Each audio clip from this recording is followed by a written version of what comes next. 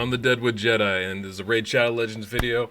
I'm in the account of Rocco. I did an account takeover for him a while back. It was a pretty straightforward build. He had the gear, he had the champion, so I didn't feel like it was quite worthy of a video. I generally try to bring you guys some new stuff when I do, but he came back to me. He's having a little trouble trying to figure out the timing of some of this stuff, and I realized that this is something that I haven't really covered and done a video on myself. And what I'm going to talk about is probably the most popular clan boss team out there right now. It's one of the easiest to build as far as like straightforward what you need. It is challenging though, and it's an end game build. This is really only for end game players. The speed requirements are exceedingly high. The champion requirements are exceedingly specific. And so you need both of those in order to even, attempt to do this composition. But if you don't already know what I'm talking about the Batman. I'm talking about the Batman Eater composition. Basically, it's an unkillable composition using Seeker as a turn meter booster, so that you go at a 2-1 ratio. But you're using double man eaters to stay affinity friendly, stay unkillable, and then Draco to put all your damage out there. Now, you've seen videos like this. I just did one recently using Mashald instead of Seeker. There's lots of them out there. I know Murder Inc. did a couple using Bellinor, using Lord Shazar, I think it was. So there's lots of options as far as trying to make this style of composition work. But it's probably the best composition out there currently. By making your team unkillable and affinity friendly, it really covers all the bases. Now, like I said, the champion requirements are very high and very specific. So let's go ahead. I'm going to show you what we have, who we're using, and talk about the composition a little bit, and then we'll go into the run. So what we have here is you're going to need... One of the best parts about this composition is you don't need any legendaries to actually make it work. It's all epics and or rare champions that you're going to use. But the champions that we have here, so the one legendary we're going to bring in is our DPS legendary. And it's the slowest person in the composition, allows you to gear it a little bit more focused on damage. So we're bringing in Draco Morph. Now, Draco Morph, we got him up to 219 speed, great at crit rate, good crit damage, accuracy's there. And you can see the attack's really high too. Now 219 damage is right around where you need. It's like 218, 219, 220, 221. You can test this in the calculator to make sure those speeds work. 219 does work for Draco. You can see the HP is really low, defense is really low. We don't need it. We're going to be unkillable, so it's not a thing that we need to have. Now, another interesting thing about this composition, because of the way it works, we're not using any speed buffs. So we don't have to worry about any buffs falling off of us except for the unkillable buffs. But if we can time those right, we can still use things like Relentless Gear on Draco. And the ability to proc extra turns is really going to increase our damage. But because Draco's actually going to be going first in the turn order, even though it's slowest, he'll go first in the turn order. That means any unkillable buffs that are placed on him will happen after he takes his turn, after those extra turns proc, which makes it totally fine for him to be in Relentless Gear and up our damage even further. And you can see the masteries that I chose here. We went down the defensive tree. Now, the reason why I go down the defensive tree is for this, Retribution here. 50% chance of counterattack. That's going to give us some extra attacks in this fight. If we play our cards right. And so assuming that Maneater or whoever else during those AoEs when we're getting hit, it's going to give Draco Morph a real chance to counterattack there. It has nothing to do with Maneaters. The point is it gives Draco a real good chance to counterattack in there, get some extra damage in. Other than that, we went a pretty traditional clan boss build on that. We are going to be low on health the whole fight. So we took Grim Resolve so we get a little bit extra damage. There's no point taking Heart of Glory. That's not going to help you because we're not going to be at full health. The unkillable doesn't block the damage, so we're going to be real low on health. And so one of the other things we did take, actually, I'm sorry to go back, Life Drinker, so we can get a little bit of our HP back.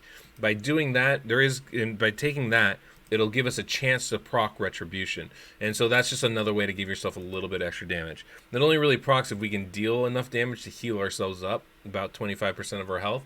So that's kind of key to that as well. Let's see, what else do we have? We have Draco, that's the legendary part of it. We also have 2 Maneaters. Now you can see the Masteries are going to be basically the same as Draco Morph, with a chance to heal up, a little bit more damage when we're low HP, and a chance to counterattack. It's a pretty standard for this composition. It doesn't matter what we put on. All we need to do with this champion is get to the speed. Now, typically, I believe it's 265 or so that's listed on my site for the speed you need for your fast man-eater. But there is some leeway in there. So we got a 269, works just fine. There's no real need to worry about that. Obviously, getting his crit rate up would be good. Getting his attack up would be good, but you know, when you're first building these things, the key is getting to the speeds. Like, that's a fast champion. It's a very fast champion. So getting to 260 speed, 265, 269 is a challenge in and of itself. So as this grows, as the account grows, as a better gear comes in, we can switch out pieces and increase the attack rate, increase the crit rate, increase the crit damage, and then we'll do more damage as a result. But for right now, this is going to be fine. We have the similar thing going on with the other man-eater. You can see we're not even fully rolled up on everything, but we are at 247 speed. That's for the slow man-eater. That is a needed number right there. Again, crit rate and damage are a little bit on the lower side, and you can see very same masteries as the other one. Now, one thing to keep in mind, man-eaters will place a decreased attack debuff if they have accuracy. So for this build, since we're not worried about being killed, we're unkillable, actually don't want accuracy on these man-eaters. That'll just save an extra debuff slot so that Draco can fill it with some poisons. Just a little bit extra damage, trying to min-max all those little bits, you know? We also are going to bring in Seeker. Now, Seeker is obviously the key to this composition. He has the same masteries as we had on Man-Eater. And as far as artifacts go, same thing. We're trying to give him as much attack and crit rate and damage as possible. Seeker can do close to 20 million damage if you gear him outright. I don't think this one's going to get quite to that point, but he'll do a significant amount of damage. We have Seeker at 248 speed. That is another necessary number. And we got him in all speed gear here. And then very last is going to be Painkeeper, a rare champion. Obviously famous for being able to reduce cooldowns, and that's key to making sure that the man-eaters can work. The man-eaters have a skill, their A3 ability. Here, let me show that really quickly. They have this A3 ability, Ancient Blood, and basically it puts an unkillable and a block debuff on your champions. But it's a 5-turn cooldown. Even when booked, it's a 5-turn cooldown. We're going on a 2-1 ratio. That means we need things on a 4-turn cooldown if we're going to alternate skills and have it up every turn. So Painkeeper comes in and is perfect because she reduces the cooldowns for both those man-eaters just enough where we're able to cycle those abilities regularly. So her inclusion is crucial. She's been famous for a while for some of her, for most of her clan boss type builds, using man-eaters, unkillable builds with that.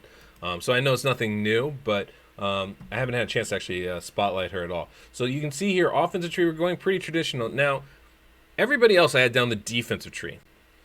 Painkeeper, it's important not to do that, or specifically not to take Retribution. Now, the reason why is Painkeeper on her A1, and you can see I went down the healing tree because she has some healing. I came down here to get Laura Steel just to give her that little bit extra speed to get up to speed. But Painkeeper has an A1 ability. You attack twice, but fills this champion turn meter by 10%. If you take that the Retribution Mastery and she counterattacks, that turn meter boost is actually going to throw off the timing of the build. So it is important not to have that on her. You want her, I mean, the way this build is constructed, it does take into account her turn meter increase, but it's very specific on what skills she's using when. And if you throw in an extra counter attack in there, that's going to throw things off. So it's important not to have that on her. And as a result, I just didn't go down the defensive tree. We're actually going to be able to use her healing to proc Retribution for other champions. So I figured a little bit extra healing for her wouldn't hurt, and Lord Steel to get to the speed necessary is very good. You can see this is Combat Tactics. That's the one, reduces the cooldown of all ally skills by 1 turn. That's the key one. That's the one we're relying on. So those are the champions that we have. You can see, I don't know if I showed this actually, 247 speed for her, also another specific number. Crit rate's way too high, crit damage is okay. Doesn't matter, she's not a huge damage dealer, even though we do have a little bit of attack on her right now. But those are all things that as you perfect this build and you try to do a 1-key with this, which this build can definitely do, those are the little things that you want to adjust for. Okay guys, so here we are in the clan boss. We are facing green Affinity, which is perfect for us. It's going to tell us if there's any issues with how this works. We'll be well aware of it right away. But this this works, and it works very easily. There's only a few delays you have to implement, so there's like 3 turns of manual that you have to go in to begin with. Other than that, it works really easy. It's very clickable auto almost right away. So the only things that we have to do is we have to delay the man-eater slightly. And so we're going to just A1 with the first man-eaters. Now the A1 and A2 are pretty interchangeable as far as skills go. Neither one affects turn meter, neither one does unkillable, so it doesn't matter which one we do.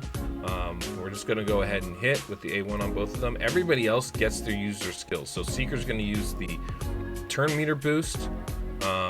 Painkeeper's going to use her cooldown reduction ability. Everybody else is going to do their thing. Nice and easy. We're going to go ahead and put a decreased defense and weaken from Draco. It's very simple to start. Now, we're now in the second turn. So this is the fast man-eater. He's going to go first. He's going to use his unkillable, but on his second attack. So basically, he effectively has a 2-turn delay. He had one on turn 0, and he has one on turn 1, and then he's going to use it on his next skill, next attack. He'll use the unkillable. The slow man-eater right here, we're still going to wait, because we want him to use it at the end of the next turn. We're going to use Painkeeper's increase the heal ability. We don't want her using her A1 because that'll increase her turn meter, so we need to wait on that until the next attack. The timing of her skills is very important to everything. So now we're back to that fast man-eater. This is his third attack. He's going to go ahead and use the unkillable ability right there. We are now blocking the debuffs. We are unkillable, and everything's moving according to plan. Now, we're going to need to do one more 1-turn delay here with the slow man-eater right there. And after that, pretty much that man-eater is going to be able to use their unkillable ability. We could click auto right now, but I always like to get it at least established first until I have a little bit more experience doing that. And I don't run this comp, so I don't have like tons of experience. But you can see all the rest of the champions were just using their skills. Now you can see the enemy turn meters bar is full. The slow man-eater's up again. We use the unkillable right there. And go ahead and use that A1 from Painkeeper, no problem. Go ahead and use the A1 from the other man-eater. We're still unkillable. We still have block debuffs on, and it's full auto at this point. We can sit back, walk away. We don't have to worry about any of it. Makes it very easy composition to run, and it's exceedingly effective. We're going to be doing somewhere north of 50 million damage, unless unless I'm mistaken. But it is incredibly good composition. If you can really up the defense and the crit rate and the crit damage of everybody, a 1 key is exceedingly possible with this group. This is by far the best clan boss composition that is out there. Now I know Murder Inc. just posted a new world record, 112 million or something like that. Congrats, by the way, my man, way to go. I know Napoleon Camembert and Murder Inc. are doing a little 4-champion composition. I know he's also done the fastest 1-key team as well. This is the best one, guys. This one is good for all affinities. You don't need any legendary champions. It has the ability to do a 1-key damage. It's got a simple setup. It's an auto run. There is no clan boss team that is better than this one right now. And frankly, that disappoints me a little bit because I wish the meta were a little bit more varied. But I'm also kind of responsible for this, I guess. So, who am I to complain about it? But this is an unbelievable composition. This is the amalgamation of a bunch of people, really smart people. A lot of people I talk to on the regular. Rust, Napoleon Camembert, Murder Inc., the rest of the guys in the Illuminati group. All of us have kind of contributed to this in one way or another. Whether it's coming up with the 2-1 initially, using the idea of using Seeker, or bringing in the double man-eater Painkeeper combination, or even using Relentless gear on Draco. There's a lot of contributions that came in to make this team possible, and it's genius. It's one of the best things I've ever seen. Now, Russ is the one that came up with this specifically, with this combination and brilliant maneuver. And Napoleon's the one that came up with the Batman originally, using Seeker as your turn booster to get to a 2-1 ratio. Those guys are incredibly smart and great contributors to the community, and I'm happy to be able to show this kind of thing to you guys. But if you have these champions, this is something you want to shoot for. It is by far the single best clan boss team in the game, and I don't see that meta changing anytime soon. So take that for what it is. Obviously there's a billion ways to make the clan boss and do that. I don't run this, and I like having fun trying to do new things and different ways to go about it. Maybe you don't have these champions either. If that's the case, we're going to keep plugging at it. We're going to keep coming with new things. But in the meantime, I'm going to go ahead and take myself off the screen, put on some sweet tunes, and let you guys enjoy this, because it's a pretty awesome run to watch.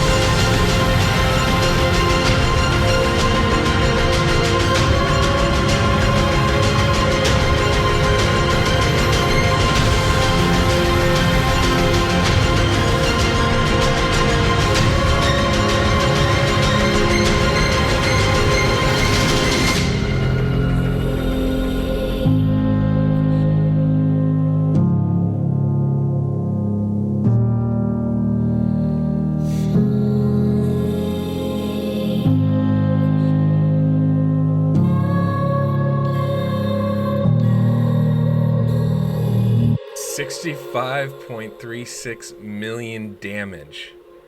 I think it's pretty clear that this is one heck of a team. 35, almost 36 million for Draco alone, 13 for Seeker, 5 for each Man-Eater, and another 4.5 for Painkeeper. It's a pretty impressive run. It's, I think, very clear that this is an incredibly good composition. That there's nothing better than this, and you can see the setup isn't even that hard. If you don't have to worry about Affinity, it's even easier, honestly. But this is a pretty remarkable setup. It's a long run. We did about 20 minutes there on that one. And yeah, that's a crazy build. Really genius to have that happen and come about. So I'm glad I got an opportunity to show this to you guys. You got a chance to check it out and see it. It's a little bit different from what I usually have the opportunity to share with you guys. This is like a finished product. Normally I'm showing you how to make a product. This is the finished one. And it's, I mean, incredibly effective. You don't have to use Relentless Gear on Draco. It just gives you more damage. You don't even have to up the attack on these champions, really. It's gonna still be incredibly effective. This, you could put Rosin in for Draco and still do 2 key damage. I've seen it. So there's, I mean, this, it's just an incredible composition. I've seen this 1 key with Aina in this role here. There's a lot of options as far as building this out and making it one heck of a team. So if you have 2 Man-Eaters and you got a Seeker, this is definitely something you're going to want to look to build. But the speeds are high. It's definitely a high bar. It's definitely an end game type of build. Just incredibly effective. So hopefully you guys found this interesting. Much thanks to Rocco for letting me come on here. And thank you guys for sticking around and watching. Please go ahead and subscribe if you don't mind. Click the notification bell so you know when my next video comes out.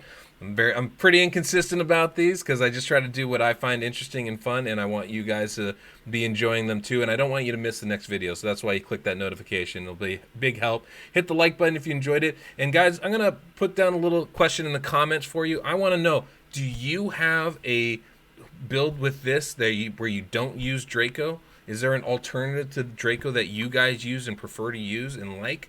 I've seen Bellinor, I've seen Aina. Are there any others that you guys think are really interesting? Go ahead and leave a comment down below if you know of any or if you have any ideas.